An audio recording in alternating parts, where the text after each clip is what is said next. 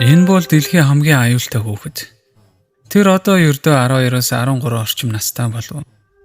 Өнгөц харахад үеийнхээ бусад охидын адил жирийн л нэг харагдана. Гэвч түүнийг ирээдүйн эгэлж ирэн байна гэж хэлхийн аргагүй. Учир нь тэр нэг л өдөр өөрийн эцэг буюу манай үеийн хамгийн хаалттай ус гэж нэрлэгддэг хойд солонгосыг залгамжилж магадгүй юм. Тэрээр 2022 онд гэнэтл олонний өмнө гарч ирсэн бөгөөд түүнээс хойш Ким Жон Уны хамтаар цэргийн парад, Пужингийн туршилт, төрийн албан ёсны арга хэмжээнүүдэд алгасалгүй харагдах болсон. Хойд солонгосоос яагаад түүнийг гэнэт ингэж олон нийтэд харуулах болов? Тэр яг хэм бэ?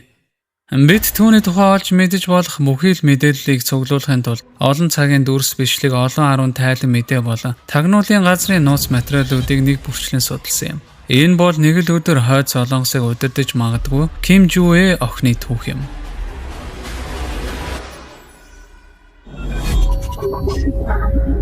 Хойд солонгосын удирдагч охины талаар баттай мэдээлэл маш хомс байдаг.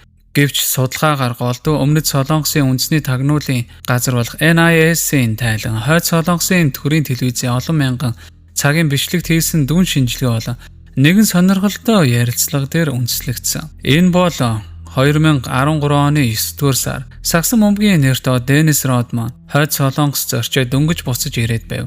Тэрээр Ким Жон Уны гэр бүл зочилсон бөгөөд энэ тухайга Британийн Guardian сонинд өгсөн ярилцлагатаа дурджээ. 2013 оны эхээс тэдний хооронд хэний ч санаанд оромгүй нөхөрлөл үүссэн бөгөөд Родман энэ тухайга олон нийтэд нээлттэй ярьдаг байлаа. Бид хамтдаа энэлдэж караоке дуулж, морь унаж, цанаар гулгаж цагийг үнэхээр сайхан өнгөрүүлдэг байсан. Хэмээн Родман хойд солонгосын удирдагчийн талаар нэлээд илгэсэг дотноор өгүүлж байв. Тэр бол миний насан туршийн найз, та нар түүнийг юу гэж бодох надад хамаагүй гэж тэр хэлсэн байдаг. Хамгийн сүүлийн аяллахаа үеэр тэд Ким Жон Уны гэр бүлийнхэндээ далайн эрэгт амарсан байна. Тэд голцоо Саксан бөмбөгт хайртай сонирхлынхаа тухай ярилцаж, бүр хойд солонгос болон Америк нэгдсэн улсын хооронд нөхөрсөг тоглолт зохион байгуулах, цаашлаад хамтарсан баг байгуулах талаарч хэлэлцсэн гэн. Үүнээс гадна Родман уг ярилцлагада удирдагчийн хувийн амьдралын талаар хэн бүхний гайхшруулсан нэгэн нууцыг задлсан юм. Ким Жон Ун охинтой бөгөөд тэр нь тухайн үед нялхаараа байсан төдөөгүй Родман өөрөө түүний гар дээрээ тэрж үтсэн гэв. Түүнчлэн тэрээр охиныг Ким Жуэ гэдэг хэмээн нэрийг нь анх ил болгожээ. Гэвч дэлхий дахинд түүний царайг олж харах хүртэл дахиад олон жил шаардагдсан юм. 2017 онд өмнөд солонгосын тагнуулын газар Кимийн гэр бүлийн талаарх өмнө тодорхойгүй байсан мэдээллийг ил болгов. Уг тайланд дурдсанаар Ким Жон Ун 3 хүүхэдтэй бөгөөд ууган хүн 2010 онд, охин нь 2013 онд, харин хүүсийг нь тогтоогүй 3 дахь хүүхэд нь 2017 онд төрсөн гэжээ. Ууган хүн яагаад олон нийтийн өмнө огт гарч ирээгүй нь тодорхойгүй бөгөөд тагнуулын газар түүнийг эрүүл мэндийн асуудалтай байж магадгүй гэж сэжиглдэг. Харин сэтгүүлч хойд солонгос судлаач Пак Жэву тэнд ерөөсөө хүү гэж байхгүй байх магадaltaй гэж үзэж байна. Эхлээд бид Денис Родмантай уулзсан. Дараа нь Ким Жон Уны Швейцарт хамт сурч байсан багын найзтай ярилцсан юм. Тэр найз нь 2012-2013 онуудад хойд солонгост өргөдөж очиж байсан юм. Тэд хоёул Ким Жуэ хэмээх охины тухай сонссон. Родманы хувьд бүр уулзсан гэдгийг хэлсэн ч том хүүгийн талаар хэн ч хизээж сонсож байгаагүй гэсэн. Энэ нь Ким Жон Ун болон түүний эхнэр Ри Сол Жу нарын дундаас төрөөгүй гэдгийг илтгэж байна гэж би боддог. Ри Сол Жу бол Ким Жон Уны эхнэр бөгөөд хүүхдүүдийнх нь ээж байх өндөр магадaltaй. Тэрээр 2012 онд анх нөхрийнхээ хамт олонний өмнө гарч ирсэн бөгөөд 2018 оноос хойш хойд солонгосын төрийн телевиз түүний хүндэт тэргүүн хатагтай гэж нэрлэж эхэлсэн юм. Кимийн гэр бүлийн хувийн амьдралаа маш нууцладаг тул гадагшаага мэдээлэл тун багаалддаг. Гэвч өмнөд солонгосын тагнуулын мэдээллээс гадна хиймэл дагуулын зургууд Жуэ охины бага насны амьдралыг толдох авархан боломжийг олгодог байна. Түүний эцэг улс орон даяар хэд хэдэн тансаг харштай. Тагнуулын газрын үзэж байгаагаар Жуэ охин Пхеньян дахь Кимийн гэр бүлийн гол өргөө болох Реонсон бусад нэрээр 50 онд 5 дугаар өргөө гэрээр боловсрал эзэмшдэг байна. 2018 онд Оросын гэрэл зурагчин хойд солонгосын нийслэлдэх өөр нэг тансаг зэрэглийн үл хөдлөх хөрөнгийн зургийг нийтлсэн. Нэгдмийн өндөр зэрэглийн VIP зочдод зориулсан харш гээгддэг. Жуэ цагийнхаа ихэнхийг Пхеньян дахь эдгээр харшид өнгөрүүлдэг гэж үздэг байна. Түүний эцэг Ким Жон Ун болон авга эгч Ким Yo Jong нар Сургуулийн насаа Швейцарт өнгөрүүлсэн бол Жюэ охиныг хилийн чандад сургаагүй бололтой. Судлаач Паркийн үзэж байгаагаар энэ нь ухамсартай гаргасан шийдвэр байж болох юм. Өмнөд Солонгос Америк нэгдсэн улс болон бусад орны хэвлэл мэдээллийнхэн тэднийг Швейцарт амьдарч байсныг олж мэдхэд энэ нь тэдний суртал ухуулгад нэлээд том цохилт болсон. Мөн Ким Жюэг хойд Солонгосын бусад хүүхдүүдтэй хамт сургуульд явуулж болохгүй. Учир нь элдвэл цоорхол нэгдэж түүнд онцгой хандах үед хүмүүс гомдлож дургуутж эхэлнэ. Кимийн гэр бүл зуны цагийг өөрсдийн цуслангийн харшуудтай өнгөрүүлдэг. Тэдний хамгийн том харшуудын нэг нь хойд Солонгосын зөв эрэгт орших Вонсан хотод байдаг бөгөөд Ким Жон Ун өөрөө бага насаа энд өнгөрүүлсэн шиг түүний хүүхдүүд ч мөн адил энд амардаг байна. Энэхүү цогцлбор хувийн наран шаардлагын газар, зочны байшингууд, тансаг зэрэглийн даруулт завнууд, бүр хувийн төмөр замын өртөө хүртэл бий. Деннис Родман чухам эндэл урагдж байжээ. Бид заваар зугаалсан бөгөөд тэнд түүний гэр бүл, найз нөхөд өндөр албан тушаалтнууд байсан. Бид хамтдаа усан цанаар тоглож үнэхээр хөвчлөлтэй байсан гэж Родман дурссан байдаг. Уг өртөөний хажуухан дугуй хэлбэртэй том толбоо харагддаг. Морин уралдааны зам бололтой. Өмнөд Солонгосын тагнуулын мэдээгээр Жюэ морь унах туйлын дуртай гин.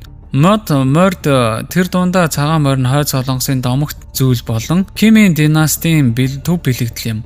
Түүнчлэн Жюэг цанаар гулгах хоббитэй гэдэг. Вонсанд харшаас баруун тийш 50 орчим километрийн зайд Масик Рион хэмээх аврах том цанын бааз оршдог. Уг дэглэм үүнийг дотоодын аялал жуулчлалыг хөгжүүлэх зорилготой гэж сурталчилдагч шинжээчд үүнийг Кимийн гэр бүл болон тэдний хүрээлэнгийнхэн зориулсан хувийн тоглоомын талбай төдий зүйл гэж үздэг байна. Ингэвч Ким Жюэ бол зүгээр нэг тансаг амьдралд бөөцөөлөгдсөн үнэтэй хоббитэй эрх хүүхэд биш бололтой.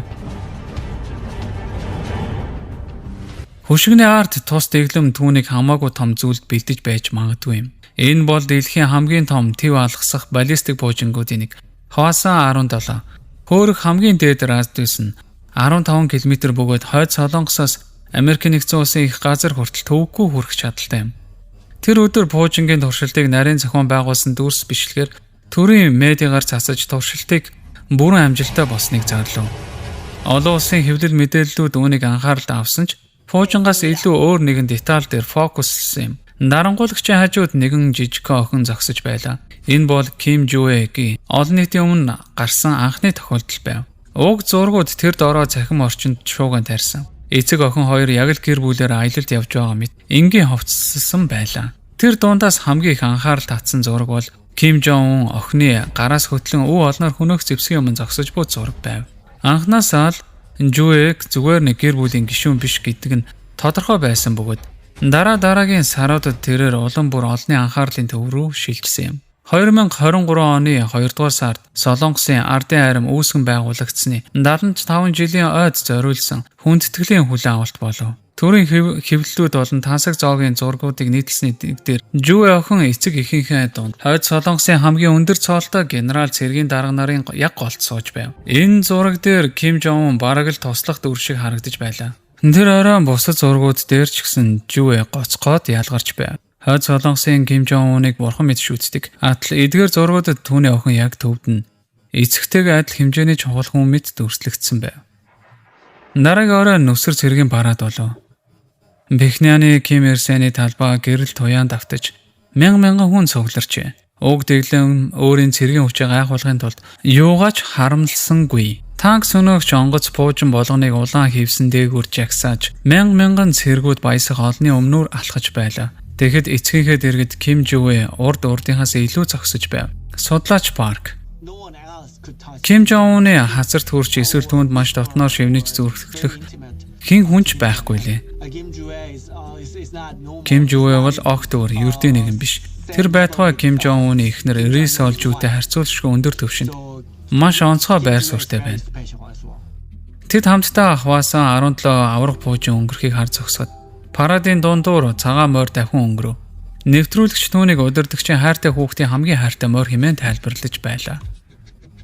Энэ өдрөөс хойш Жюэгийн олон нийтийн өмнө үзэгдэх улам ойр ойрхон болов. Цэргийн парад буужингийн туршил дээд түвшний генералуудтай хийх уулзалтууд гээд ер нь хүүхэд байх эсгүй газруудад тэр үргэлж явдаг болсон төдийгүй Арга хэмжээ бүрт тэрээр арын фонтоос урагшилж төв рүү шилжсээр байв. 2023 онд Хойд Солонгосын анхны тагнуул хиймэл дагуул хөөргөх үйл явцыг Жуэ эцэгтэйгээ хамт үзэж буй зураг цахим орчинд тархсан юм.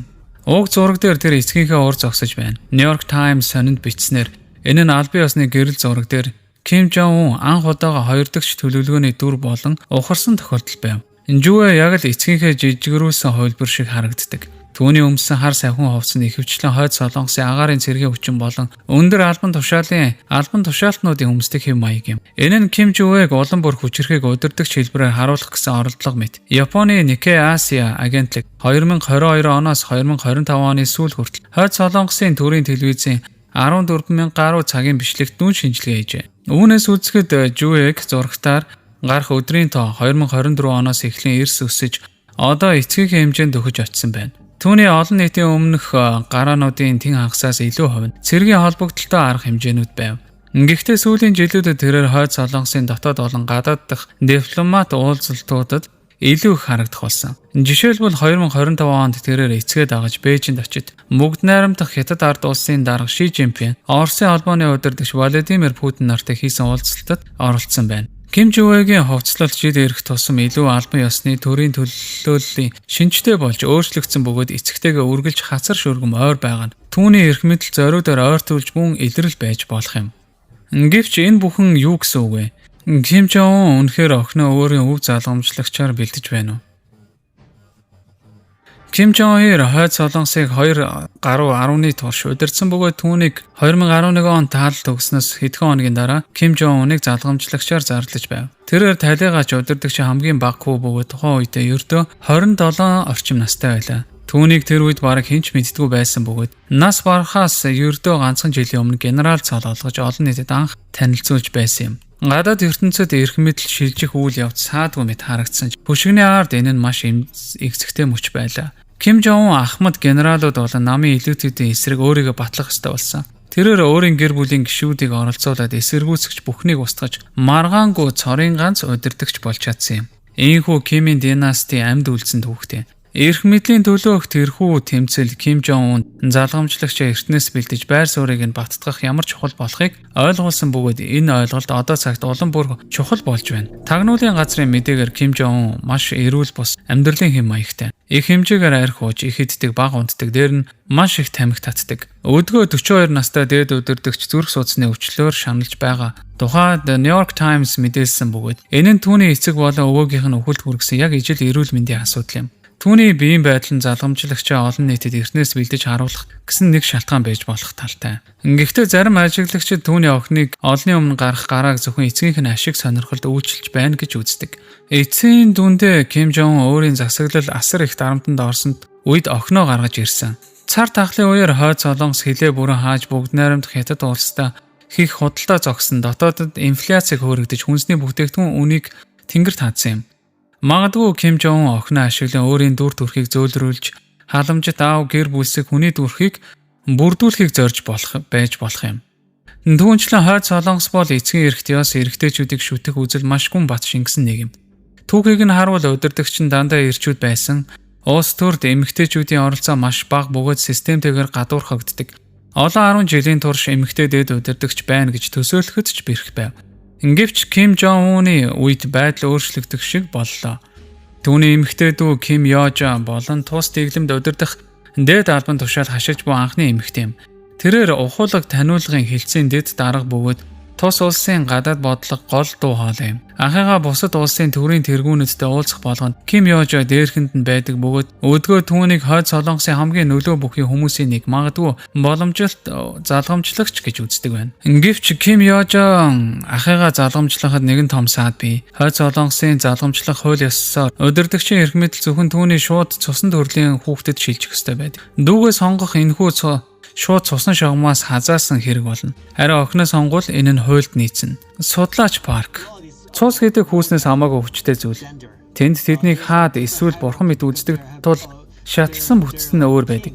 Мөн энэ бол дарангуулын 4 дахь үе учраас ямар нэгэн шин зүйл байх хэрэгтэй. Тиймээс эмэгтэй удирдагч байх нь Хойд Солонгосын хувьд маш сонирхолтой эргэлт болж магадгүй. excited for North Korea. Төрийн хэвлэлүүд Жуэг хүндэт охин генерал Үүрийн цолмон гэх мэтээр нэрлэж эхэлсэн. Эдгээр бүх цол хэрмүүд түүний эрх мэдэл бэлтгэгдэж байгааг ил гүнзгий бэлтгэлтэй юм. Гэвч өнөөдрийн хүртэл яг таг нас болон нэрийг нь хойд солонгосын талаас авдаг ясаар батлаагүй л байна. Хаалттай хаалганы цаана юу болж байгааг эрх мэдлийн ямар тэмцэл өрнөж буг эсвэл түүнд ямар хүлээлт үүсгэснийг бид баттай мэдж чадахгүй. Магадгүй Ким Жон Ун зүгээр л халамжит аавын төрхийг харуулахыг хүссэн байж болно. Эсвэл залгамжлагчийн асуудлыг нээлттэй үлдээж өөртөө хэд хэдэн хувилбар хадгалахыг зорьсон ч байж болно. Эсвэл тэр үнэхээр Жуэг тус улсын анхны эмэгтэй удирдагч болохоор бэлдэж байж болох юм. Гэхдээ энд нэг техникийн шинжтэй асуудал үүснэ. Хойд солонгост хүүхдүүд эцгийнхээ овгийг өвөлдөг хэрэг Ким Жуэг дээд удирдагч болвол түүний ирээдүйн хүүхдүүд өөр овогтой болох бөгөөд Кимийн династи түүгээр дуусгар болгох эрсдэлтэй. Гэвч Ким Жон Ун бол үнэмлэхгүй эрх мэдэлтэй бурхан мэд дүрслэгддэг хүн. Хэрв тэр залгамжлах дүрмийг өөрчлөхөөр шийдвэл түүнийг хинч зогсоож чадахгүй билээ.